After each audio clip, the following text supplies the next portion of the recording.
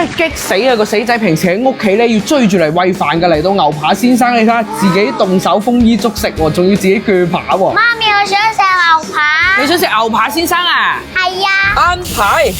哇！好大火啊！